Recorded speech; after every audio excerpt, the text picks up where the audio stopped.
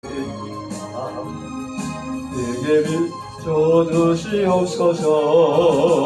그 밝은 얼굴 배울 영원 기쁘다. 내 영혼에 위락이 있고 큰 소망 넘치네. 저의 수복을 주시고 또 내려주시네. 주의 영광 빛나라. 내게 비춰주시옵소서. 그 밝은 얼굴 배울 나의 영혼 기쁘다.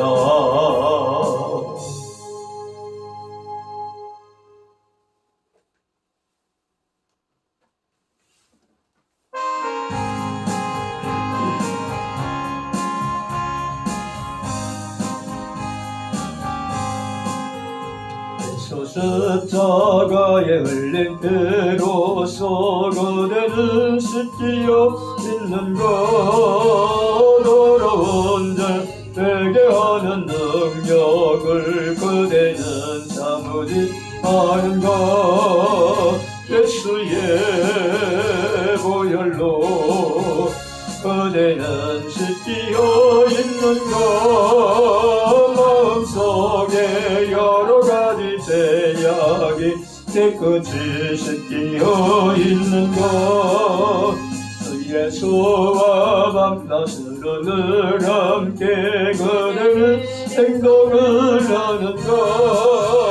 아무 때나 어디서나 그대는 십자가 붙들고 있는가. 예수의 보혈로 그대는 씻기어 있는가. 마음속에 여러 가지 죄악이 깨끗이 씻기어 있는가. 주님 예수 다시 올 때 그대는 영접할 예복이 있는가. 그대 몸은 거룩한 곳 천국에 들어갈 준비가 됐는가. 예수의 보혈로 그대는 씻기어 있는가. 마음속에 여러 가지 죄악이 깨끗이 씻기어 있는가. 모든 죄에 더러워진 예복을 소 앞에 지금 넘어서서 샘물같이 솟아나는 보혈로 눈보다 도이게 씻으라. 예수의 보혈로 그대는 씻기어 있는가. 마음속에 여러 가지 죄악이 깨끗이 또 있는가.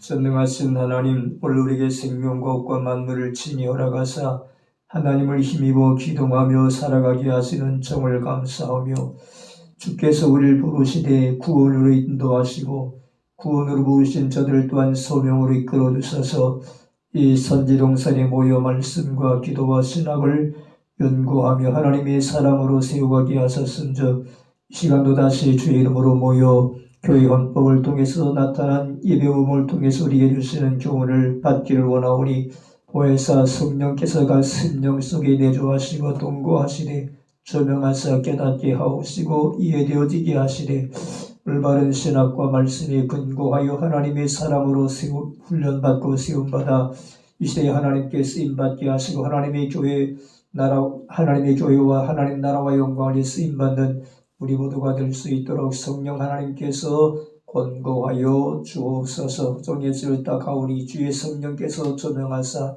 말씀을 말씀대기만 잘 운반할 수 있도록 조명하여 주옵소서. 예수 그리스도 이름으로 기도하옵나이다. 아멘. 지난 시간에는 설교와 헌금에 대해서 이야기했죠. 헌금. 가장 교회에서 문제되는 것이 뭐냐?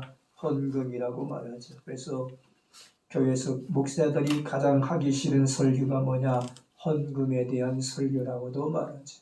어쨌든 이 헌금에 대해서 이제 교인들이 헌금 때문에 시험에 들기도 하게 되어지는데, 그래서 예배의 요소 가운데는 반드시 따라오는 것인데 그것은 헌금이다. 그래서 성경은 나에게 보일 때 빈손으로 공수로 보이지 말라 하시는 말씀에 근거하여 우리는 반드시 하나님께 받은 은혜 감사하여 자발적으로 기쁨과 즐거움으로 하나님께 헌금하게 되어진다, 그렇게 말하죠. 오늘 18강 예배 모범 제9장에 보면 주일학교가 나오죠. 주일학교 제9장 주일학교에서 적용하는 절차는 기도와 찬송과 성경, 신조, 교회 교리와 헌법 등을 공부하고 종교상 목적과 국내와 국외 전도 사업을 위하여 헌금하는 것이니, 오늘 교회 안에 이 주일학교가 점점 쇠퇴해져 가고 있다, 그렇게 말합니다. 다시 말해서 교회의 주일학교가 점점 사라지고 있다고도 말하죠. 근데 장래의 교회 장래가 뭐냐? 주일학교인데 이 주일학교가 점점 약화되고 주일학교 학생들이 교회에 모이지 않게 되어지는 현상들을 보게 되는데, 여기서 주일학교에서 해야 될 것은 기도하고 찬송하고 성경을 가르치고, 그리고 교회 신조와 기독교 교회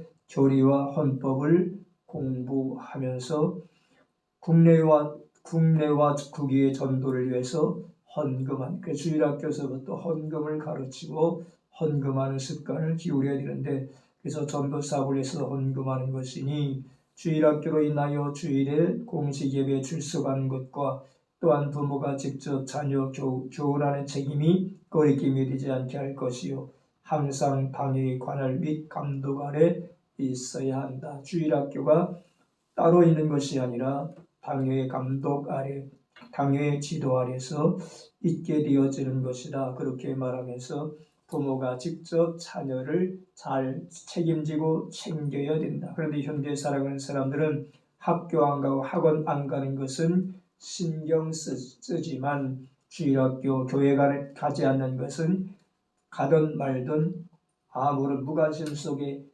내방치어두는 그러한 부모들이 있다는 말을 듣. 다시 말해서 학교 안 가는 것은 신경 쓰고 가도록 야단치고 공부하도록 독려하지만, 학원 안 가는 것은 야단쳐서 독려하여 가서 공부하는데 이제 전념하도록 하지만, 그러나 교회학교 주일학교에 가는 데는 별 관심이 없다, 그렇게 표현하기도 합니다. 어쨌든 부모가 직접 자녀를 교훈하고 책임을 질 뿐만 아니라 꺼리낌이 없이 이제 자녀를 훈계해야 된다. 주일학교 교장은 일정한 시간에 개의하고, 대부분 주일학교 교장이 누구요? 교회 안에서 주일학교 교장이 누구요? 그렇죠. 담임 목사가 주일학교 교장이 되는데, 주일학교 교장은 일정한 시간에 개의하고, 예배 시간에 일정한 시간에 개의하고 시종 각반을 살펴보아 각반에 적당한 선생이 있으며 선생과 학생이 상당한 질서를 유지하며 학생으로 하여금 믿는 마음을 고무하고 공부에 열중하게 하는 동시에 또한 경건한 태도를 가지게 해야 된다. 그래서 교장의 책임이 뭐냐? 각 주일학교 각반을 나누고 그 담임 선생들에게 신경을 쓸 뿐만 아니라 공부함에 있어서 질서를 유지하게 하고 학생들의 마음을 고무해서 그들로 하여금 이제 믿음의 마음을 갖게 하고 동시에 경건한 태도를 교회 안에서 갖게 해야 된다. 주일학교 선생님 그러므로 마땅히 자기 할 일을 위하여 성경을 연구하고 묵상하며 기도함으로써 예배할지니. 그래서 주일학교 교사도 목사와 같은 심정을 가지고 말씀을 공부하고 연구하고 기도에 힘써서 말씀을 잘 준비하여 담임한 학생들을 잘 가르치고 교훈해야 됨을 바라죠. 그런 의미에서 담임한 학생 중 아직 믿지 않는 학생이 있으면 개인으로 권면하고 신방하고, 특별히 병든 때 무슨 사고했을 때 신방을 하고 위하여 하나님께 복을 빌고 시간을 엄수하여 학생들로 하여금 시간을 지키도록 장려하는 것이 요긴하다. 그래서 주일학교 교사는 작은 목자라고도 말하지. 어쨌든 이처럼 교사의 사명이 막중함을 우리에게 말하지.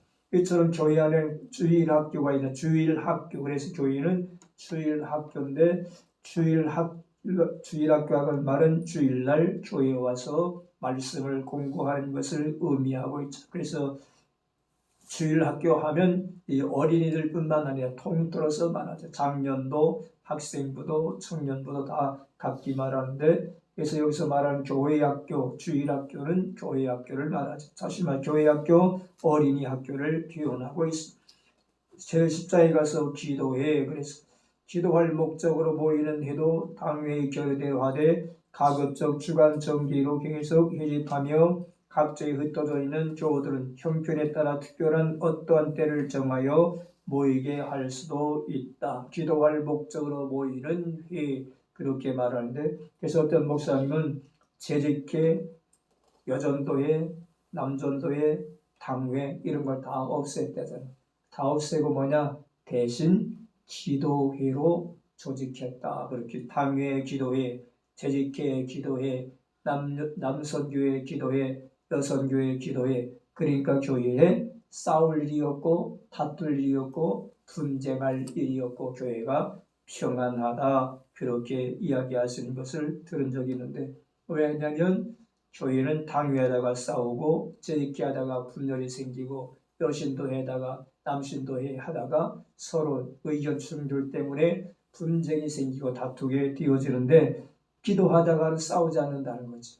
기도하다가 다투는 사람이 없으니까. 그래서 모든 것을 다 회라는 것을 없애고 기도회로 자기는 만들었다. 그래서 교회가 화평하고 평안하더라. 그렇게 말해요. 어쨌든 여기서 기도할 목적으로 모이는 해도 당의 결하되 가급적 주간 정기로 모든 기도회를 당의 결의대로 한다. 그렇게 말하지. 이와 같은 해는 목사나 당회가 당의 회원이나 혹 교회에 상당한 자기 있는 형제가 인도할지, 기도회를 인도하되 당회가 인도하거나 목사가 인도하거나 목사나 당의원이 아니면 혹 상당한 지식이 있는 사람이 인도할지니 그 기도회는 기도와 찬송과 성경 낭독과 간단한 권면으로 행할 수 있다. 각 교우로 기도하게 하되 경건히 하고 너무 지루하게 하지 않도록 권면할 것이다. 모든 교회 안에서 되어지는 프로그램, 교회 안에서 되어지는 기도하는 모든 기도회는 너무 사람들이 지루함을 느끼지 않도록 적당하게 하라. 그렇게 말하고 각 교우로 기도하게 하되 경건하고 너무 지루하게 하지 않도록 권면할 것이다. 이러한 기도의 이유는 그런 무엇인가? 무엇 때문에 우리가 기도회를 가져야 되는가? 무엇 때문에 우리가 때를 따라 기도해야 되는가? 무엇 때문에 기도해야 하는가? 신구약에 나타나는 많은 신앙의 사람들은 기도를 통해서 삶 속에서 만나는 고난의 문제를 해결받았고 또 하나님의 뜻을 밝히 하는 지혜를 얻었다고 말하죠. 그래서 왜 우리가 기도해야 되느냐? 그러므로 첫째, 시험을 이기기 위해서 기도가 필요하다. 예수님께서 저희들에게 기도를 가르치시고 기도해야 할 이유를 말씀하시는 중에 어디겠습니까? 시험에 들지 않도록 기도하라고 당부하셨죠. 시험에 들지 않도록 기도하라. 이 말은 예수 믿는 우리에게도 예수님을 따른 제자들에게도 시험이 있게 되어짐을 분명히 말하. 시험이 없는 사람이 없고 다 어떤 문제를 만나게 되어진다고 말하죠. 교회 안에서 많은 사람들이 하는 말이 시험 들었다 그렇게 말하죠. 사람과 어떤 섭섭한 관계 속에 섭섭한 어떤 문제가 생기면 시험 들었다, 상처받았다 그렇게 사람들은 말하는데, 그러므로 예수님도 시험에 들지 않도록 기도할 것을 누가복음 22장 40절에 그곳에 이르러 그들에게 이르시되 유혹에 빠지지 않게 기도하라. 옛날 성경에는 시험에 들지 않게 기도하라 하시고 그렇게 말하죠. 우리가 시험에 들지 않기 위해서는 끊임없이 기도가 필요함을 말하죠. 그리고 예수께서는 제자들에게 깨어 기도하라고 당부하셨으며 마태복음 26장 41절에 시험에 들지 않게 깨어 기도하라. 마음은 원이로되 육신이 약하도다 하시고 그렇게 말하지. 이것이 교회 안에서 사람들이 가지고 있는 합리적 사고와 생각이 바로 여기에 있죠. 나는 하고 싶은데요. 나는 이렇게 하고 싶은데요. 마음은 원인데요. 육신이 약해서요. 라고 이 말씀을 가지고 많은 사람들이 합리화시키고 핑계대죠. 마음은 하고 싶은데 육신이 약해서 그렇게 말하지. 그러므로 우리가 세밀지 않게 깨어들 기도해야 하는 것은 간교한 마귀의 장난에 빠지기 쉽기 때문에. 그래서 사도 베드로는 우는 사자처럼 두루다니며 삼킬 자를 찾고 있는 마귀를 대적하라, 근신하라, 깨어 있으라고 말하죠. 근신하고 깨어 있어야 될 이유가 뭐냐? 마귀는 우는 사자처럼 삼킬 자를 두루 찾고 있기 때문이다. 즉 마귀의 유혹과 시험에 빠지지 않기 위해서 깨어 있어야 하고 근신해야 된다고 사도 베드로는 우리에게 말하죠. 그러면서 만물의 마지막이 가왔으니 그러므로 너희는 정신을 차리고 근신하여 깨어 있으라고 권고하면서 무엇보다 열심으로 서로 사랑할지니 사랑은 형제의 허다한 뭐를 덮어준다? 허물을 덮어준다고 마지막 때를 살아가는 성도들의 태도를 가르쳐주고 있죠. 이처럼 시험에 들지 않게 깨어들 기도해야 될 이유는 간교한 마귀의 장난에 빠지지 않기 위해서인데, 돌아가서 그러므로 우리의 신앙, 영적 신앙 성장을 위해서도 기도가 필요하다고 말하지. 신앙 성장을 위해서 기도가 필요한 까닭은 기도는 신앙을 키우기 때문이다. 신앙 성장을 위해 기도에 열심히 해야 되는데, 성경에 주의 이름을 부르는 자는 구원을 얻으리라고 했는데 주의 이름으로 기도하는 자는 신앙의 확신을 얻는다는 뜻이다. 그렇게 해석하고 있는데, 그래서 옥자는 기도는 신앙을 키워주는 유모와 같은 것이다. 그렇게 말하지. 우리의 기도를 통해서 우리의 연약한 믿음이 강건해지고 성숙한 믿음으로 성장해주는, 키워주는 요소가 있음을 우리에게 말하지. 돌아가서 주님이 주신 선물을 받기 위해서 기도가 필요하다. 그래서 성경 너희가 얻지 못하면 뭐하지 않기 때문이요? 구하지 않기 때문이라고 야고보 사도는 말하죠. 우리가 얻지 못한 것은 구하지 않기 때문이요. 야고보 4장 2절에 너희가 얻지 못하면 구하지 아니하기 때문이요. 그런데 성경은 또한 반복해서 말하기를 그러나 구하였어도 받지 못하는 경우가 있다고 전제하고, 구하여도 받지 못하는 이유는 뭐 때문에? 뭐로 기도했기 때문에? 정욕에 쓰려고 구했기 때문이다. 그렇게 야고보 사도는 말하죠. 너희가 얻지 못하면 구하지 않기 때문이요. 구하였어도 받지 못하면 잘못 정욕에 쓰려고 구하기 때문이다. 그렇게 전제하면서 바른 기도를 할 것을 가르쳐주고 있죠. 구하고 기도할 때 하나님께서는 성령과 능력을 허락해 주신대. 신자로서 이 세상을 믿음으로 살아가려면 무엇이 필요하다? 성령과 능력이 필요하다. 그래서 성령이 임하시면 너희가 권능을 받는다고 예수님이 사도행전에서 말씀하신 것처럼 이 시대를 살아가는 우리가 영적으로 승리하기 위해서는, 신앙생활에 승리하기 위해서는, 교회생활에 승리하기 위해서는 위로부터 공급하시는 하나님의 능력이 필요한데, 그 하나님의 능력이 무엇으로 얻어지느냐? 기도를 통해서 얻게 되어진다. 그렇게 말하죠. 그래서 앞서간 많은 신앙의 사람들이 능력의 사람으로 쓰임받은 것은 바로 기도했기 때문이다. 기도를 통해서 위대하게 하나님의 사람으로 능력 있게 쓰임받게 되어지는데, 바로 우리가 기도할 때 성령을 체험하고 성령을 체험함으로 능력을 얻게 되어짐을 말하죠. 돌아가서 우리가 무엇 때문에 기도해야 되느냐?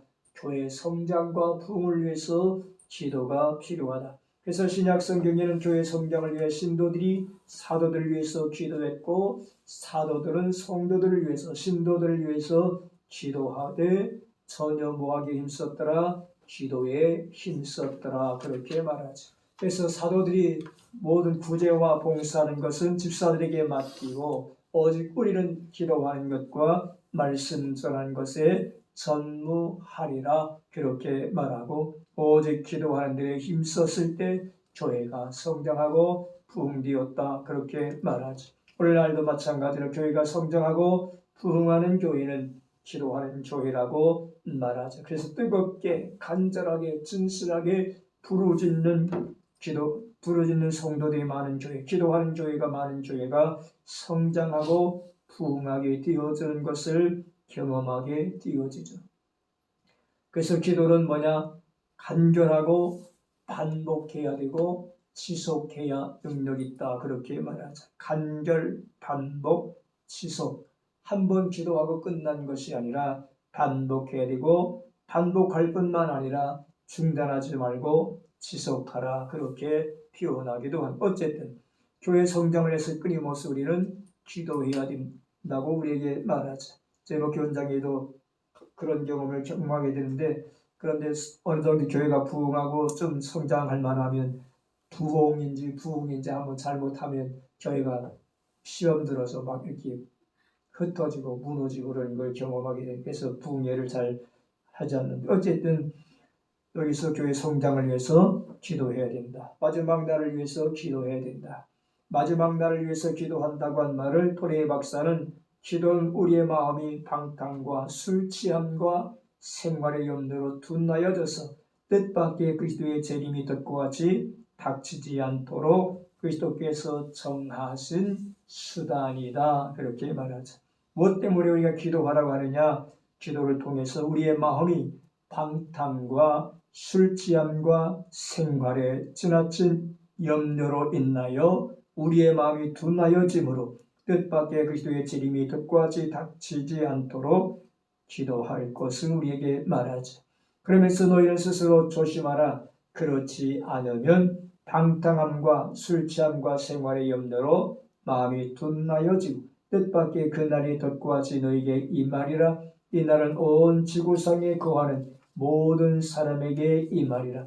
이러므로 너희는 장차 올 이 모든 일을 능히 피하고 인자 앞에 서도록 항상 뭐하며 기도하며 깨어있으라 하시니라. 누가복음 21장 34절로 36절에서 예수님은 말씀해 주시는데, 이 말씀에 근거하여 토레이 박사가 주장하는 것은 기도는 우리의 마음이 방탕과 술 취함과 생활의 염려로 인하여 우리의 마음이 둔하여져서 뜻밖의 주님의 재림이 덧과 같이 닥치지 않도록 하려는 의도와 목적에서 그 수단과 방법으로서 우리에게 기도하라 명하신 것이다 그렇게 말하지.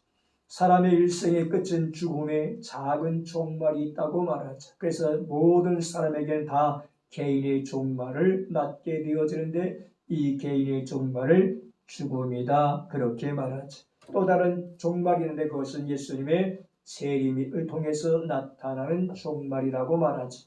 그러므로 주님의 재림을 늘 기다리는 영적 차원의 종말을 준비해야 된다 그렇게 말하지. 그래서 예수님도 예비하라 생각지 않는 날 너희 인자가 오리라. 예비하라 생각지 않은 때 너희 인자가 올 것이라고 말하면서 늘 깨어있을 것을 예수님 말씀하시고, 슬기로운 5처녀와 미련한 처녀를 비유를 통하여 등과 기름을 잘 준비하고 깨어있었던 5처녀는 신랑이 올 때 밤중에 등불을 들고 나가서 신랑을 맞이하고 그 신랑과 더불어서 혼인잔치에 참여했지만 신랑이 더디움으로 졸고 자고 있었던 미련한 5처녀는 등은 있으나 기름을 예비하지 못하고 졸고 자고 있다가 신랑이 온다는 소식을 듣고 그때 가서 부랴부랴 기름가에 기름을 사러 갔고, 신랑은 왔고 혼인잔치에 열려 뒤늦게 문을 두드리며 열어달라고 했지만 안에서 들려오는 소문이 모여 내가 너희를 도무지 알지 못한다 라고 한 말을 듣게 되어진, 이 말씀을 하시고 나서 예수께서 너희도 깨어있으라 그렇게 말씀해 주시는 것을 보게 되었. 그러면 여기서 마지막 때를 가리켜 졸며 잘세 그렇게 말하죠. 이것을 주경신학자 박윤선 목사님은 해석하기를 말세가 되어지면 많은 사람들의 신앙과 믿음과 열정이 약화될 것인 것을 될 것이라고 하는 것을 예수님이 말씀하신 것이다. 그렇게 말하죠. 말세가 되어지면, 마지막 때가 되어지면 사람들의 열정과 신앙과 믿음이 점점 약화되어질 것이다. 열심이 식어지고 봉사가 식어지고 헌신이 식어지고 열정과 믿음이 약화될 뿐만 아니라 영적으로 이처럼 나태해질 것을 염려해서 예수께서 하신 말씀이다. 그렇게 말합니다. 사람의 일생이처럼 개인의 종말과 인류의 종말을 맞게 되는데 그것은 주님의 재림을 통해서 나타나게 되어질 것. 그래서 우리는 마지막 날 위에 순간까지 기도해야 된다. 마지막 순간까지 기도해야 된다라고 하는 것을 우리에게 교훈합니다. 그러면 기도는 어떻게 해야 되느냐? 기도하는 자세. 예수 그리스도를 구주로 고백하고 그를 믿는 믿음으로 생활하면서도 믿음이 성숙한 단계에 이르지 못하는 것은 기도와 말씀에 연구가 없기 때문이다. 그렇게 말하지. 다시 말해 신앙생활을 오래 했지만 교회생활을 오래 했지만 직분을 가졌지만 믿음이 없다고 믿음이 생기지 않는다고 믿음이 자라지 않는다고 투정되는 사람들을 보게 되는데 오늘 이제 여기에서는 믿음이 자라지 않는 까닭은 믿음이 성숙하지 못하는 까닭은 기도와 말씀 연구가 부족하기 때문이다. 기도와 말씀의 연구가 없기 때문이다. 그래서 기도와 말씀과 기도는 신앙생활의 필수 요건인데 성경 믿음은 뭐에서 생긴다? 들음에서 생긴다. 들음은 누구의 말씀을? 그렇죠. 하나님의 말씀, 그리스도의 말씀을 들음으로 생긴다. 그래서 말씀을 들어야 믿음이 생길까. 말씀을 듣지 않고 말씀을 소리 여기고 말씀을 등한히 여기고서 믿음이 자라기를 기대하는 것은 모순이다. 그렇게 말하죠. 그래서 기도와 말씀의 연구가 없기 때문에 우리 속에 신앙이 생겨난 이후 그 신앙이 점점 성장하여 돈독해지는 데는 위로부터의 도움이 필요한데 이러한 사정을 아시는 하나님께서는 이를 돕기 위하여 누구를 세웠다? 목사와 교사를 세우시고 그들을 통해서 자기 백성들을 진리로 가르치도록 권위를 부여하셨다. 그러므로 목사와 교사는 말씀을 가르치고 기도를 훈련시켜 믿음을 성장시킬 의무가 있다. 즉 목사는 양무리를 가르치며 훈련시킬 의무가 있는 것이다. 그래서 목사의 사명이 뭐냐? 말씀과 기도로 성도들을 양육하고 훈련시켜서 그들의 영적 신앙과 믿음을 성장시켜야 된다. 그렇게 말하. 그런 의미에서 끊임없이 목사들은 기도와 말씀 연구에 힘써야 됨을 말하죠. 이러한 기도를 드린 자세는 어떤 자세를 가져야 되는가? 성서적 자세. 성경적 자세는 기도의 자세의 원칙은 예수께서 교훈하신 내용인데 그것은 첫째 뭐하지 말라? 외식하는 바리새인처럼 서기관처럼 하지 말라고 말하죠. 다시 말해서 기도할 때에 외식하는 바리새인과 서기관처럼 외식하는 기도를 하지 말고 어디에 들어가서 골방에 들어가 문을 닫고 은밀한 중에 보시는 하나님께 하라. 그렇게 말하죠. 외식하는 자와 같이 하지 말라. 그는 사람들에게 보이려고 회당과 큰 거리 어귀에 서서 기도하기를 좋아하느니라. 내가 진실로 너희에게 이르노니 그들은 자기 상을 이미 받았느니라. 너는 기도할 때 내 골방에 들어가 문을 닫고 은밀한 중에 계신 내 아버지께 기도하라. 은밀한 중에 보시는 내 아버지께서 갚으시리라. 외식하는 바리새인과 서기관들의 모습은 뭐냐? 사람들에게 나타내려고, 사람들에게 보이려고, 사람들에게 인정받으려고 기도한다는데 문제가 있음을 말하죠. 그러므로 내가 몇 시간 기도했다. 그 사람들에게 자랑할 거리요. 자랑할 거리요. 날 몇 시간씩 하루 몇 시간씩 기도해 하고 자랑하는 것이 그게 자랑거리가 된다 안 된다. 기도는 나와 누구와의 관계? 하나님과의 관계. 그래서 은밀한 중에 보시는 하나님께 은밀한 중에 기도하라 그렇게 말하죠. 그래 은밀한 중에 보시는 아버지가 갚아주시는데 그러므로 은밀한 중에 보시는 네 아버지께 하라. 내 아버지가 갚아주시리라.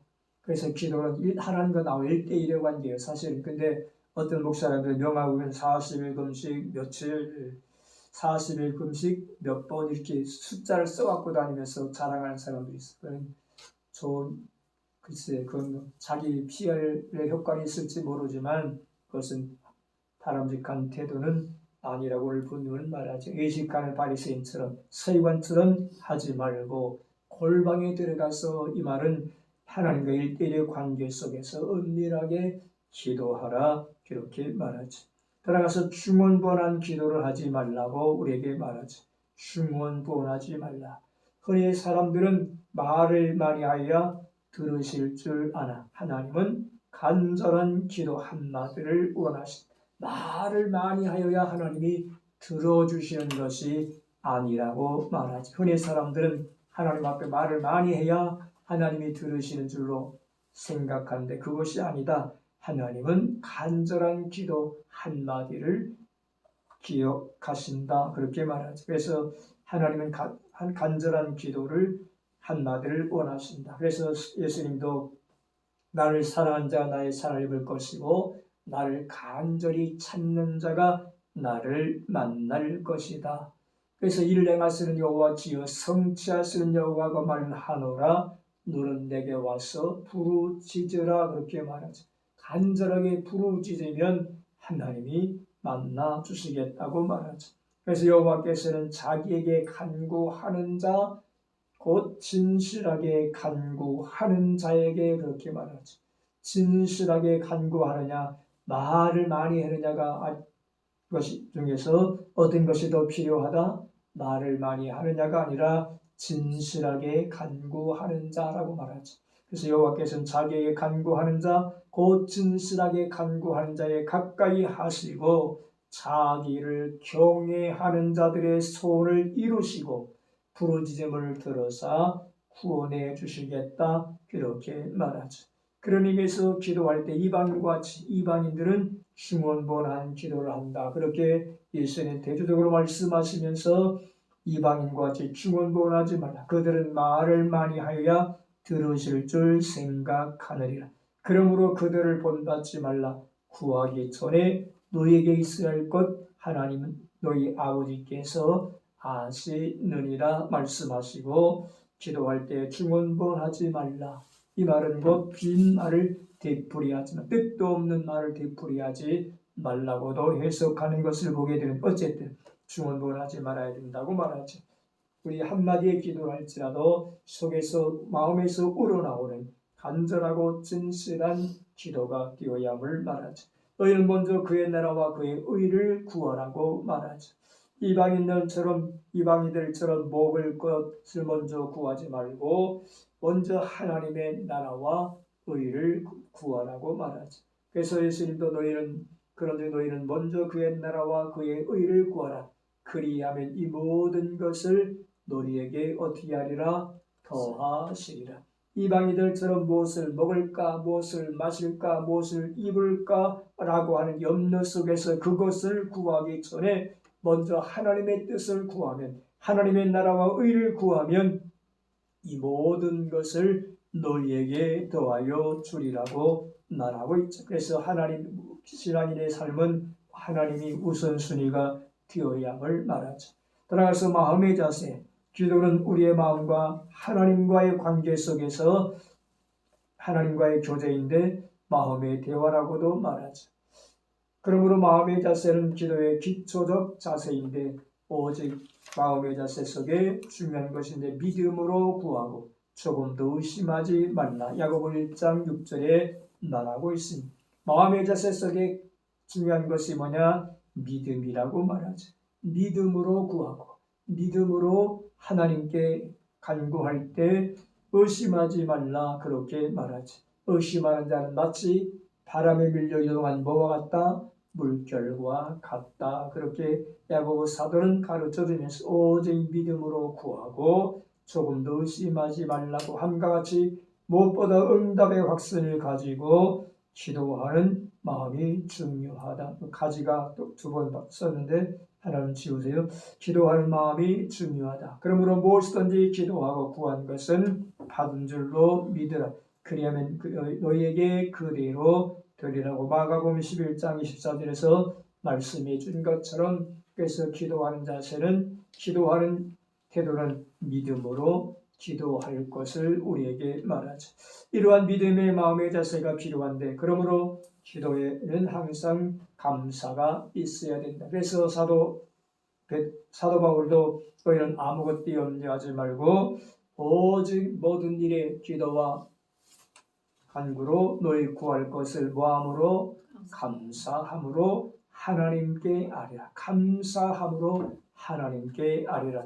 그래 모든 지역에 뛰어난 하나님의 평강이 그리스도 예수 안에서 너희 마음과 생각을 어떻게 하리라? 지켜주리라. 그래서 흔히 감사라고 말할 때 우리는 하박국 선자의 감사를 기억하게 되죠. 하박국 선자의 감사가 쉬워요.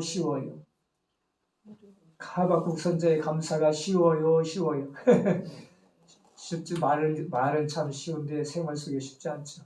어떻게 없어도 뭐 밭에 뭐 소출이 없고 외양간에 소가 없고 뭐 없어도 어떻게 감사할 수. 그러나 그것을 가르쳐 우리는 무슨 감사다? 전천후의 감사다. 그렇게 표현하는데, 어쨌든 여기서 기도함에 있어서 믿음으로 기도하고 감사함으로 감사가 앞서야 된다. 그러므로 기도에는 감사한 마음이 필요한데, 너희 구할 것을 감사함으로 하나님께 아뢰라 함과 같이 과거와 현재에 주신 하나님의 은혜에 감사하는 마음이 있어야 한다. 사도 바울 서신은 언제나 기도이고 그 내용은 감사였다. 그렇게 말하죠. 감사였다. 이번에 필리핀 갔다 오면서 사람들이 외국에 나와보니까 한국이 얼마나 좋은가를 새삼 느낄 수 있다, 체험할 수 있다, 그렇게 이야기하는 것을 들은 적이 있는데, 그래서 우리는 식당에 가도 뭐 이제 다 서비스 받잖아. 물도 서비스 주고 또 반찬도 추가로 시키면 갖다 주고, 거기는 하나에서 열까지 다 사 먹어야 돼. 물도 사 먹어야 되고, 화장실 가면 더운다고 그래요. 요새 화장실에 물 봐가지고 물 떠갖고 이렇게 해서 내보내는 화장실 있어? 왜 한국에? 없어. 푸세식은 있겠지. 근데 그것도 어렵고, 우리 숙소 간 데는 리조트라고 해서 난 좋은 줄 알았어. 리조트 그래갖고 풀장도 있고 그림은 엄청, 풀장은 있긴 있는데 들어가 보지는 않았어. 물도 제대로 안 받아줘갖고. 근데 풀장도 있고 거창하게 겉으로 화려하게 해놨는데, 들어가면 숙소에 거울 하나가 있나, 뭐 마음대로 씻을 수가 있나, 화장실에 가면 변기 뚜껑도 없어. 그냥 변기만 이렇게 해놓고, 일 보면 물통 이렇게 옆에 받아놓은 걸, 물 받아놓은 걸 갖고 봐가지고 떠서 이렇게 버려야 돼. 그래서 내가 가끔가다 또 저기는 막히는 경우도 있고, 갔다 온 같이 간 이제 분들하고 이런 데 와봐야 진정한 우리의 삶이 어떤가를 감사가 나온다고 그러더라고요. 어쨌든 사도 바울의 스승과 얻은 기도가 있고 감사가 있었다. 더 나아가서 기도하는 자는 겸손한 마음을 지녀야 한다. 겸손한 마음.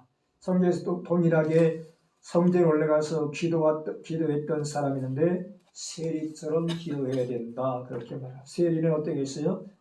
감히 하늘으로 쳐다보지 못하고 가슴을 치면서 나는 죄인입니다. 그렇게 나는 죄인입니다. 나를 불쌍히 여기소서라고 하는 마음으로 기도할 때 하나님은 들어주신다. 다시 말해서 자기가 죄인임을 깨닫고 불쌍히 여기소서라고 드린 기도를 겸손의 기도요, 하나님 앞에 의로운 기도가 된다. 그렇게 말하죠.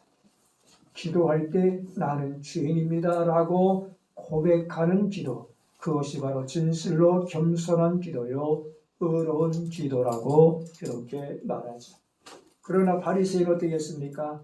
나는 여기 함께 기도하고 있는 세리와 비교하면서 나는 불의 돛에 간음도 하지 아니했고 꼬박꼬박 11조를 드렸고 금식 기도를 했으며 함께 기도하는 세리와도 같지 않습니다. 그렇게 말하면서 자신의 의로움과 자신의 거룩한 행동을 이제 하나님 앞에 내놓았더니 하나님께서 어떻게 했어요? 그의 기도를 받지 아니하시고 나는 죄인입니다라고 고백하며 자신을 살피고 하나님께 도와달라고 요청하고 있는 세리의 겸손한 기도를 기억해 주셨다. 그렇게 말하죠. 그래서 이 사람이 저 사람보다 의롭다함을 받고 집으로 내려갔느니라. 물론 사람의 관점에서 보면 세리가 더 죄인이고 바리새인이 더 깨끗한 사람이고 의로운 사람이지만 그러나 하나님의 관점에서는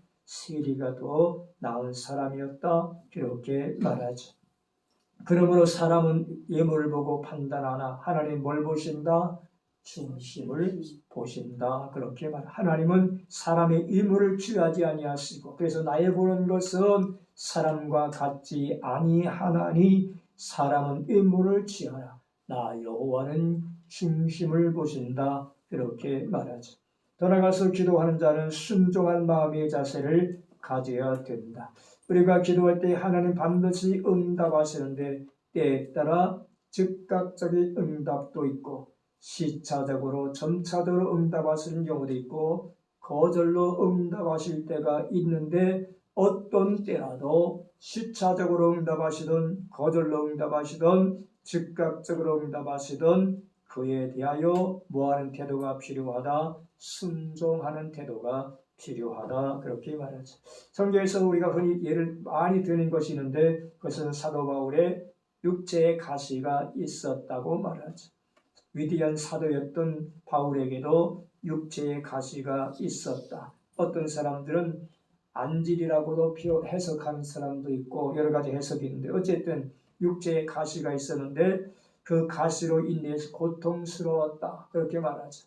가시로 인해 고통을 당했던 바울 사도가 3번 하나님께 간절히 뭐했다? 고쳐달라고 기도했지만 응답을 받지 못했고 하나님의 응답은 다른 것으로 나타났은즉 내 은혜가 내게 족하도다 하는 말을 들었고 그 고통을 이길 능력으로 응답받았다.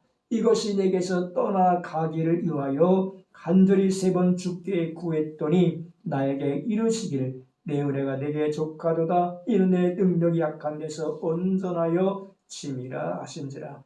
그러므로 도리어 크게 기뻐함으로 나의 여러 약한 것들에 대하여 자랑하리니 이는 그리스도의 능력이 내게 머물게 하려 함이라. 그래서 바울 사도는 끊임없이 하나님께서 나에게 가시를 주신 이유를 말하죠.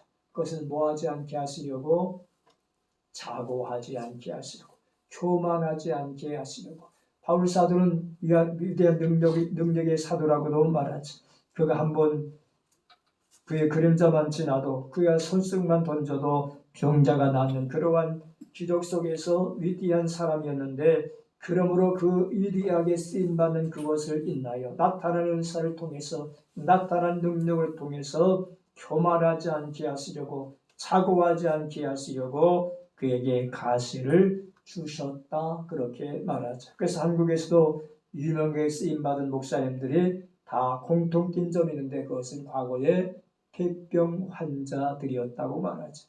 그래서 과거에 폐병 환자들이었던 그 목사님들이 어떤 목회 생활 속에서 조금 자고하고 교만하게 되어지면 그 병이 다시 도지고 다시 재발되어서 고통을 겪게 되었노라. 그래서 하나님 앞에서 교만하지 않게 하시려고 이러한 가시와 이러한 고통들을 주었노라고 간증하시는 것을 들은 적이 있는데 한국에서 위대하게 쓰임받았던 조용기 목사님도 세계적 목사이지만 그러나 그에게도 질병이 있었죠. 그래서 해외 선교 해외 집회 나갈 때마다 많은 이제 전 세계를 돌아다니면서 집회를 인도하시면서 그분의 설교 가운데 그런 얘기를 하셨어요.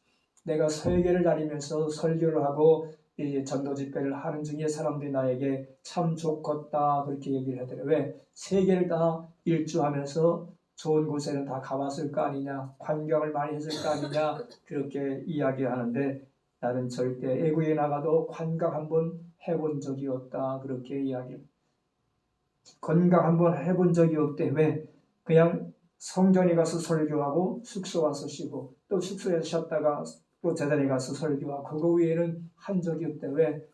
자기 몸이 쇠약하기 때문에, 자기 몸이 약하기 때문이라 그렇게 고백하면서 내가 관광 다니면서 이렇게 하면 하나님이 나에게 다시 옛날에 주었던 그 질병을 통해서 다시 이 고통을 주기 때문에 그걸 내가 알기 때문에 나는 관광을 그렇게 세계를 다니면서 집회를 했지만 관광 한 번쯤도 해보지 못했노라 그렇게 고백한 적이 그걸 들은 적이 있는데 어쨌든 여기서 바울 사도도 이야기에 쓰임 받았지만 가시라고 하는 고통 때문에 하나님께 기도했지만 하나님은 오히려 내 은혜가 내게 족하도다 그렇게 말씀하시면서 그래서 바울 사도가 깨달은 것은 이런 내 능력이 약한 데서 온전하여 증인하신지라 그러므로 도리어 크게 가시도 있나요 기뻐한다 나의 여러 약한 것들에 대하여 자랑하리니 이는 그리스도의 능력이 내게 머물게 하려 함이라. 이것을 가리켜 우리는 무슨 응답이다? 간접적 응답이라고 말하죠. 그러므로 우리는 나의 뜻대로 마옵시고 아버지의 뜻대로 하옵소서라고 하는 예수님의 겟세마네 동산에서 하신 기도의 내용이 필요함을 말하죠. 마태복음 26장 39절에서 예수님은 십자가 앞에 놓고 조금 나가 얼굴을 땅에 대시고 엎드려 기도하여 이르시되 내 아버지여 만일 할만하시거든 이 잔을 내게서 지나가게 하옵소서. 그러나 원대로 마옵시고 아버지의 원대로 하옵소서 하시고 그렇게 말하죠. 나의 뜻이 아니라 아버지의 뜻대로 기도하셨다 그렇게 말하죠. 오늘 살아간 우리는 하나님의 뜻은 다 무시하고 오직 내 뜻만 내 고집만 주장하면서 내 뜻이 관철되어야 은혜 받았다 말하지. 내 뜻이 관철되었다야 축복받았다고 말하지. 그러나 예수님은 나의 원대로 마옵시고 아버지의 뜻대로 하옵소서라고 기도했은즉 이것을 일컬어 성숙한 기도라 그렇게 말하죠. 다섯째, 낙심치 않는 자세가 필요함을 말하죠.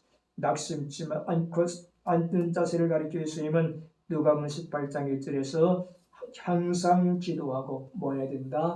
낭망치 말아야 될 것을 말씀하시면서 한 과부와 재판관의 비유를 들어 말씀해 주셨죠.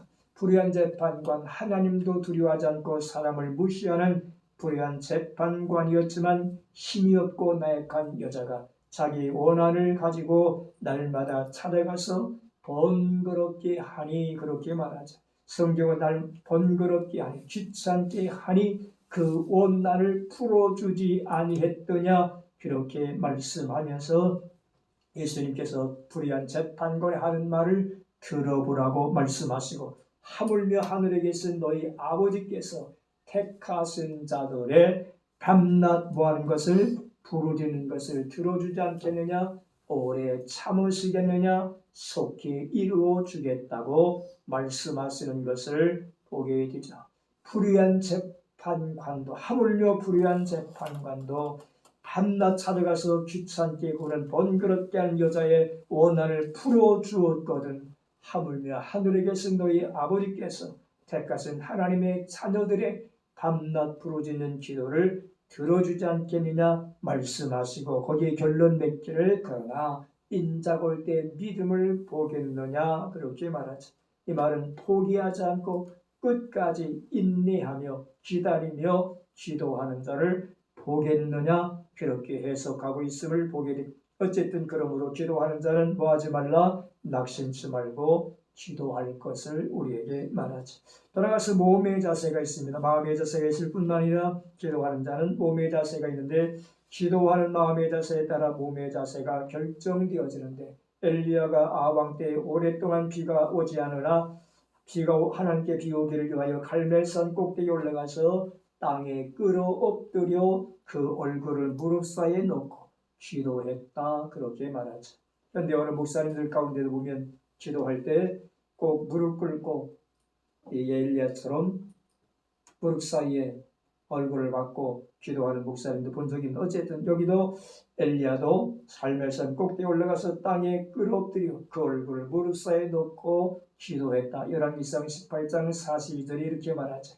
엘리야가 갈멜산 꼭대기에 올라가서 땅에 끌어엎겨 그 얼굴을 무릎 사이에 놓고 예수님도 겟세마네 동산에서 기도하실 때 돌들만큼 나가서 무릎 꿇고 기도했다. 누가복음 22장 41절에 그들을 떠나 돌을 던질 만큼 가서 무릎 꿇고 기도하여 스데반 집사도 무릎 꿇고 기도했는데 사도행전 20장 36절에 예수님의 얼굴을 땅에 대고 엎드려 기도하시기도 했고 누가복음 26장 36절에 눈을 들어 하늘으로 보시며 기도하기도 했다. 요한복음 11장 41절. 그래서 무릎 꿇고 기도할 수 있고 얼굴을 무릎 사이에 넣고 기도할 수도 있고 더 나가서 얼굴을 땅에 대고 기도할 수도 있고 얼굴을 하늘을 향하여 쳐다보며 기도할 수도 있다고 말하죠. 다시 말해서 몸의 자세는 어떤 형태를 가지고든지 기도할 수 있음을 말하죠. 바울과 실라는 빌립보 감옥에서 찹도에 매인 채로 기도했다. 사도행전 16장 22절로 24절에 말하죠. 또한 서서 기도하기도 했고 앉아서 기도하기도 했는데 그러므로 기도의 자세는 내적인 내 마음의 형편과 몸의 형편에 따라서 결정되어지는 것이다. 그렇게 말하고 중요한 것은 마음에서 우러나오는 소화된 몸의 자세가 중요하다고 말하지. 어떤 기도를 자세를 취하든 어떤 형태를 취하든 중요한 것은 마음에서 우러나오는 자세가 되어야 한다. 그래서 마음과 몸이 조화를 이루어야 된다. 이렇게 말하죠. 여기까지 기도에서 이야기하고 11장에 건너가면 성례에 대해서 나오게 돼요. 성례. 기독교의 성례는 성경의 원리에 따라 세례와 성찬뿐이다. 물론 천주교에서는 성례에 여러 가지가 있죠. 그러나 우리 기독교에서는 두 가지로 말하는데 그것은 세례와 성찬뿐이다. 그래서 웨스트민스터 신앙고백서 대요리문답 163문의 성례는 둘이 있으니 세례와 성찬이다. 그 하나는 표면에 드러나고 감지할 수 있는 표현인데 그리스도께서 제정 말씀을 따라 사용한 것이요. 다른 하나는 내면적 영적 은혜이다 라고 표현해 주면서 칼빈은 기독교 강요에서 성례는 세례와 성찬뿐이라고 못 박았다. 칼빈이 누구요? 장육의 창시자라고도 말하지. 장육의 원시라고도 말하지. 그래서 이 칼빈 선생은 기독교 강요에서 기독교의 성례는 오직 세례와 성찬뿐이라고 못을 박았다.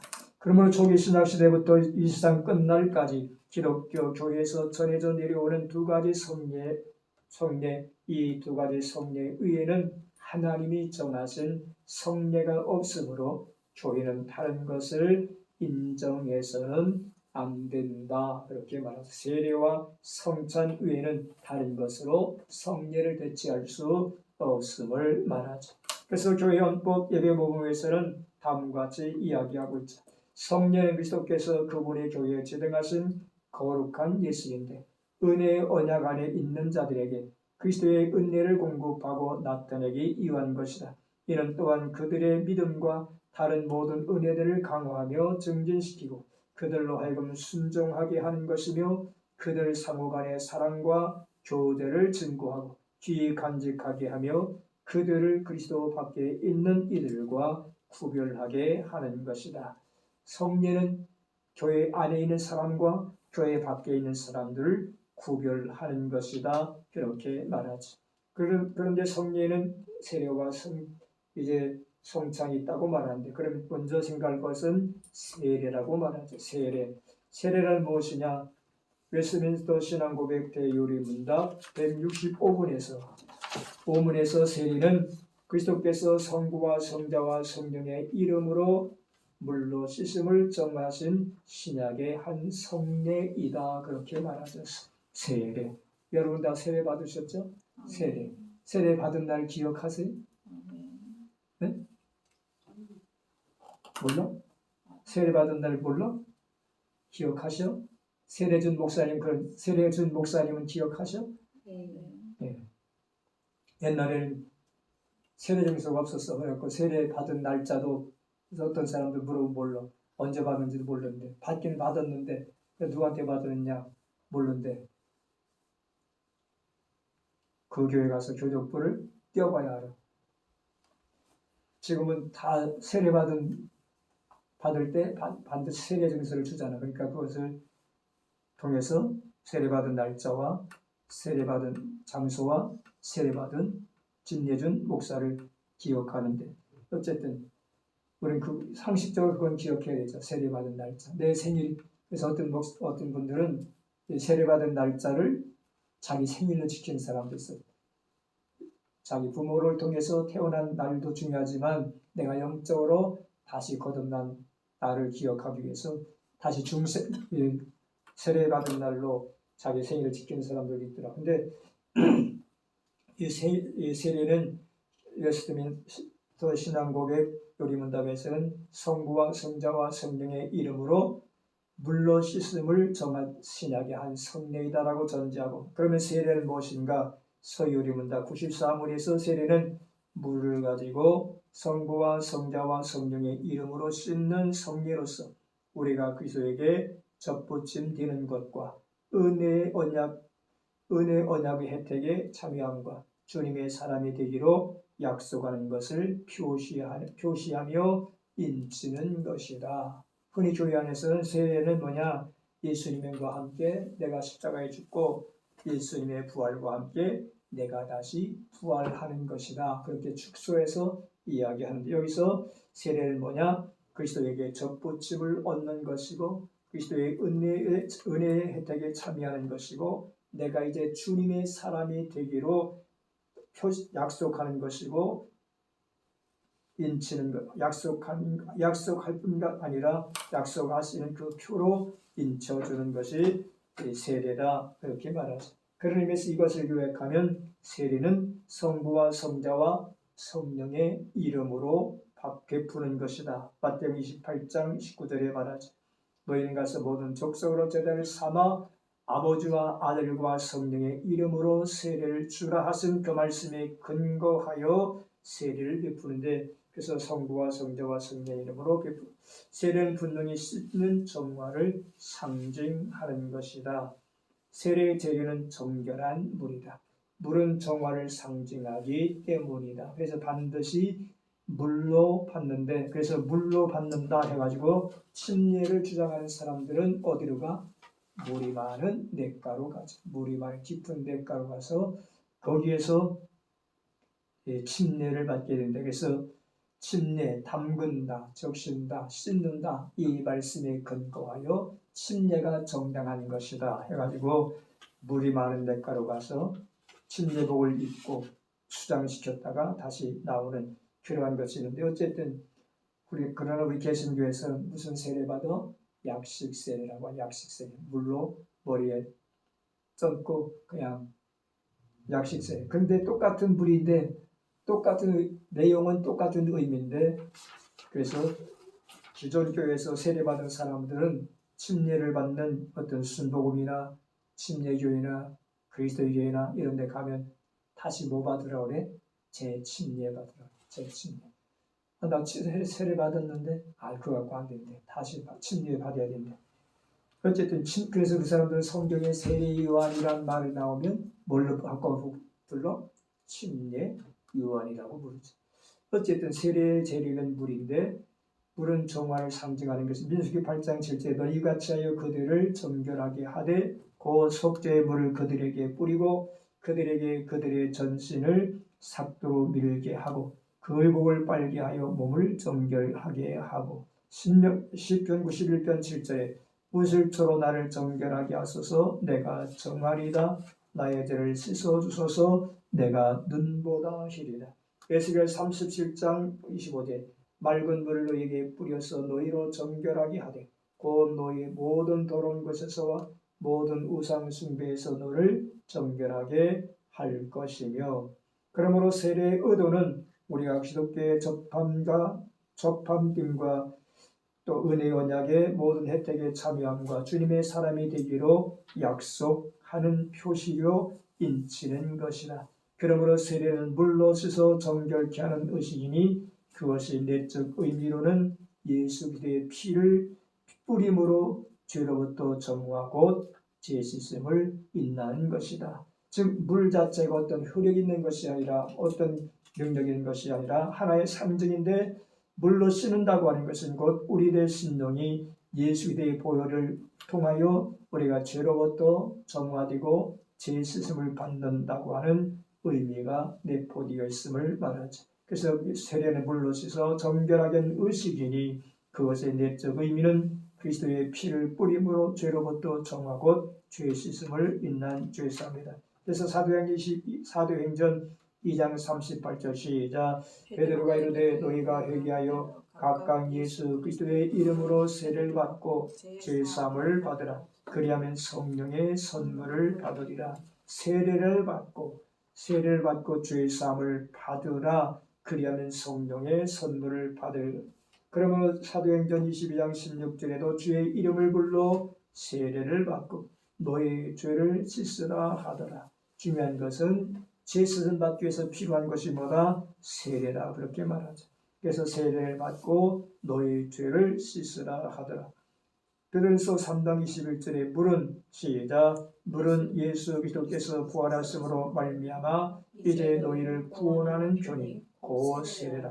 이는 육체에 더러운 것을 좋아하여 버림이 아니요 하나님을 향한 선한 양심의 간구니라. 우리가 세례를 받고 예수의 피로 말미암아 속죄를 받았으니 죄사함 받았으니 그러므로 선한 양심으로 하나님을 향하게 되어진다 그렇게 말하라. 그래서 육체에 더러운 것을 죄하여 버림이 아니요 세례라 이는 육체에 더러운 것을 죄하여 버림이 아니요 하나님을 향한 선한 양심의 간구리라.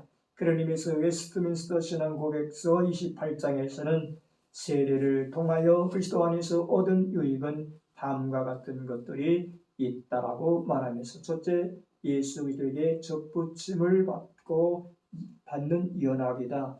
내가 세례받는 것은 예수 그리스도와에게 내가 접붙임이 되어서 그리스도와 더불어 연합되어지는 것이다. 이렇게 말하죠. 두 번째는 성령으로 중생하는 것이다. 세 번째 죄사함을 받은 것이고 네 번째 새 생명 가운데서 행하기로 하나님께 헌신하는 것들이다. 이렇게 말하면서 예수를 믿어서 우리가 얻어진 게 뭐요? 의롭다함을 얻게 되죠. 하나님의 아들이 되어진다. 그렇게 말하죠. 그래서 바울이 로마서에서 말한 것처럼 정하시고 택하신 그들을 어떻게 하시고 의롭게 하시고 의롭게 하신 그들을 어떻게 하시고 영화롭게 하시고. 그러니 우리는 지금 영화의 단계요, 의로운 단계요, 택하신 단계요, 정하신 단계. 그렇지, 택하신 단계. 택하신 거 끝나지 않고 어떻게 하시고 의롭게 하시고. 그래서 지금 우리는 의로운 단계요, 영화의 단계요. 헷갈려요. 네? 그렇죠. 의롭다 인정받은 예수를 믿음으로 모든 사람의 죄를 범하여 하나님의 영광에 이르지 못했더라고 전제하고 가난 예수 그리스도를 믿는 믿음으로 말미암아 우리가 어떻게 했다? 의롭다 하심을 받았다. 그래서 우리가 예수를 믿음으로 의롭다 하심을 얻은 상태이지. 내가 의로워서 의로운 것이 아니고 내가 죄가 없어서 의로운 것이 아니라 내가 누구를 믿음으로 예수를 믿음으로 말미암아 그 믿음을 보시고 하나님께서 나를 어떻게 한 자로 의로운 자로 인정해 주셨다. 이것을 다른 말로 뭐라고 한다?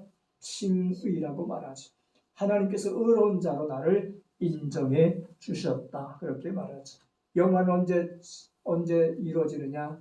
예수님의 재림을 통해서 이루어지게 되죠. 아직 우리 영화의 단계까지는 아니고 영화는 예수님께서 재림하심으로 완전히 이것을 완전 구원이라고도 말하죠. 어쨌든 우리는 새 생명 가운데서 하나님 새 생명을 얻었기 때문에 이제 하나님 앞에 세례받음으로 인하여 어떻게 한다? 헌신하기로 하나님을 위해서 주님을 위해서 내가 살기로 헌신하는 것 이것이 바로 세례의 의미 속에 있다. 물론 그러므로 의롭다함 받고 하나님의 아들이 되고 성령이 새롭게 하심과 같은 은혜들도 다 포함되어지는 것이 세례의 의미 속에 담겨 있다. 그래서 신학자 하치는 세례는 본질적으로 물로 씻는 것이다. 물이 필요함은 첫째로 이것이 명령된 때문이며 이것은 도덕적 정화의 자연적 상징이기 때문이다. 이는 곧 물로 씻어 말씀으로 깨끗하게 하사 거룩하게 하시고 모세의식에도 그렇게 확정되어 있었다라고 말하면서 우리가 물로 세례를 받는 것은 물은 깨끗함을 상징한다 그렇게 말하죠. 그래서 물은 물로 씻어 말씀으로 깨끗하게 하사 거룩하게 하시고 그렇게 말하는 조영년 목사는 세례의 진정한 의미를 다음과 같이 이야기하고 있는데 그것은 세례는 죄의 오염으로부터 정화를 의미하는 것이다. 세례는 뭐냐? 여러 가지 해석이 있지만 죄의 오염으로부터 나를 정화시키는 것이다. 정화의 의미를 갖는 것이다. 우리 모든 인간은 누구의 후손이다? 아담의 후손들이므로 인류의 조상 아담과 하와로부터 원죄의 오염을 피할 길이 전혀 없는 것이다. 인간에게는 원죄가 있고 뭐가 있다? 자범죄 혹은 고범죄가 있죠. 원죄는 아담으로부터 물려받은 것이고 자범죄는 내가 이 땅에서 살아가는 삶의 과정 속에서 범하는 죄인데 그래서 아담 후손들이 인류의 조상 아담과 하와의 원죄로부터 오염을 피할 길이 전혀 없으므로 실제상 우리 주변의 죄의 오염은 대기의 오염처럼 우리에게 감염되어져 죄의 오염으로부터 받는 피해는 우리의 온 영혼과 육신을 부정하게 만든다. 그러므로 성령께서는 세례를 통하여 신자들의 신자들을 죄의 오염으로부터 정화시키는 것이다. 우리 죄를 정결케 씻어주시는 역사는 성령 하나님의 사역이다. 물로 씻어서 우리를 정결케 하는 것이지만 그러나 배후에서 우리를 깨끗게 하시는 분은 성령의 역사이다. 이렇게 말합니다. 이것을 바울은 에베소 2장 1절에서 그는 허물과 죄로 죽었던 너희를 살리셨도다. 허물과 죄로 죽었던 우리를 살리신 분이 누구냐? 예수님이시다. 성령님이다. 그렇게 말하죠. 그래서 요한복음 3장 3절에도 예수께서 대답하여 이르시되 진실로 진실로 너희가 내게 이르는 사람이 거듭나지 아니하면 하나님 나라를 볼 수 없느니라. 거듭나지 아니하면 하나님 나라를 볼 수 없고 하나님 나라에 들어갈 수 없는데 우리가 무엇으로 거듭날 수 있느냐? 오직 성령으로만 가능하다고 말하죠. 성령으로 거듭난 자라고 우리에게 가르쳐 주면서 성령으로 거듭나는 하나의 상징이 뭐냐? 세례를 통해서 죄를 정결케 씻는 것이다. 이렇게 말하죠. 그래서 우리의 영을 살리실 뿐만 아니라 우리 중생한 영혼 속에 좌수하시는 분이 누구다? 성령이다. 그렇게 말하죠. 그래서 고린도서 3장 16절 시작. 너희는 너희가 하나님의 성전인 것과 하나님의 성령이 너희 안에 계시는 것을 알지 못하느냐. 고린도서 6장 19절 이하에 시작. 너희 몸은 너희가 하나님께로부터 받은 바 너희 가운데 계신 성령의 전인 줄을 알지 못하느냐. 너희는 너희 자신의 것이 아니라 값으로 산 것이 되었으니 그런데 너희 몸으로 하나님께 영광을 돌리라. 하나님의 사람들 속에 성령은 거듭나게 하실 뿐만 아니라 중생하게 하실 뿐만 아니라 중생한 영혼 속에 성령으로 내주하시고 통고하신다. 그래서 우리 마음은 우리의 신령은 누가 계시는 성전이다? 성령님이 거하는 전이다. 그래서 너희가 하나님의 성전인 것과 하나님의 성령이 너희 안에 계신 것을 알지 못하느냐? 그러므로 너희 몸은 너희가 하나님께로부터 받은 바 너희 가운데 계신 성령의 전인 줄 알지 못하느냐? 이렇게 말하면서 그러므로 너희는 너희 것이 아니라 값으로 산 것이 되었다. 값으로 무슨 값으로? 예수님의 핏값을 지불하시고 우리를 사셨다. 그렇게 말하죠. 그래서 구원은 뭘 얻어? 우리가 구원받았습니다. 구원은 뭘 얻어요? 돈 주고 얻어요? 권력을 얻었어요? 백을 얻었어요? 공짜로 얻었잖아요. 공짜 좋아하잖아요. 너희가 그 은혜를 잊나요? 그렇게 말하죠. 은혜로 우리가 구원받았어요. 그런데 우리 뼈에서는 공짜 은혜지만 하나님 편에서는 뭘 지불하시고? 핏값을, 예수님의 핏값을 지불하시고 우리를 어떻게 하셨다? 사셨다. 그렇게. 값으로 너희 자신의 것이 아니라 값으로 산 것이 되었으니. 그래서 우리들의 몸이 귀한 것은 바로 하나님께서 당신의 독생자 예수 그리스도의 핏값을 지불하시고 우리를 사셔서 자녀로 삼아주셨기에 우리가 귀한 것입니다. 그래 우로 너희 몸으로 누구에게 영광 돌리라? 하나님께 영광 돌리라. 그러므로 우리 안에 내주하실 뿐만 아니라 우리를 또한 매일매일 우리의 삶 속에서 내주하시는 성령은 우리의 죄를 정결케 씻어주시는 분이다. 기도서 3장 5절의 시작. 우리를 구원하시되 우리가 행한 바 의로운 행위로 말미암지 아니하고 오직 그의 공의하심을 따라 중생의 씻음과 성령의 새롭게 하심으로 하셨나니. 에베소 5장 26절 시작. 이는 곧 물로 씻어 말씀으로 깨끗하게 하사 거룩하게 하시고. 고린도서 6장 11절. 너희 중에 이와 같은 자들이 있었더니 주 예수의 이름과 우리 하나님의 성령 안에서 씻음과 거룩함과 의롭다 하심을 받았느니라. 우리 안에 내주하시는 성령은 날마다 우리의 심령을 정결케 씻어 주시는 분인데, 그래서 성경은 하나님은 의로우시고 미쁘시사 그래서 미쁘시다 진실하시다 할 말이죠. 하나님은 의로우시고 진실하신 분인데 우리가 우리 죄를 어떻게 하면 고백하면 저희 죄를 사하시고 모든 불의에서 우리를 어떻게 하신다? 깨끗게 하신다. 그렇게 말합니다. 깨끗게 하시는 분. 날마다 우리 속에 오셔서 우리의 마음을 감동하게 하사 감동을 주사 조명하심으로 잘못된 것 깨닫게 하시고 깨달은 대로 고백하고 회개할 통하여 용서받게 하시고 깨끗게 해주시는 분이 성령이시다. 그렇게 말하죠.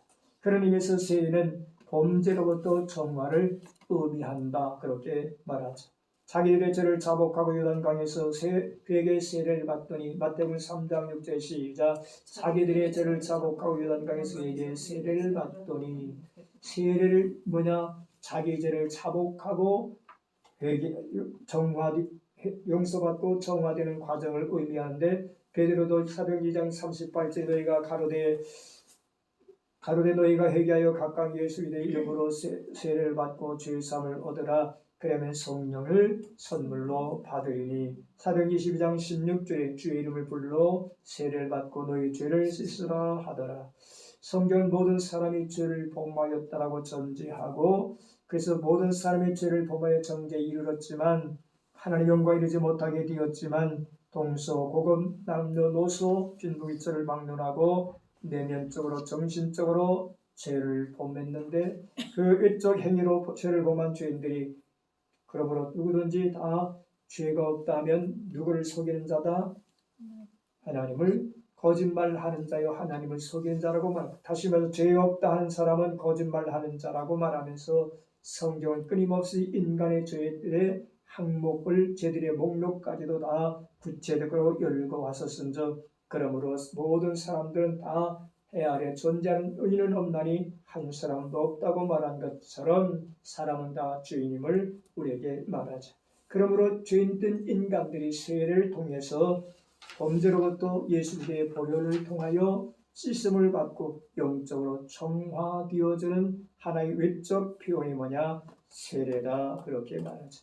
우리는 죄인이지만 범죄한 인간이지만 그러나 예수를 믿음으로 우리가 죄 사함을 받았다고 하는 하나의 외적 상징이 뭐냐? 세례다. 그렇게 말하죠. 세례 자체를 통해서 내가 죄 사함 받는 것이 아니라 세례는 곧 내가 죄 사함을 받았다고 하는 외형적 표현으로서 표출되어지는 것이 세례다. 그런 의미에서 세례는 우리를 정화시키는 하나의 외적 상징이다. 그렇게 말합니다. 그리스도의 보혈로 재씻음 받은 영적 정화에 대한 외적 상징이다. 이렇게 말하자. 여기까지 하고 쉬겠습니다.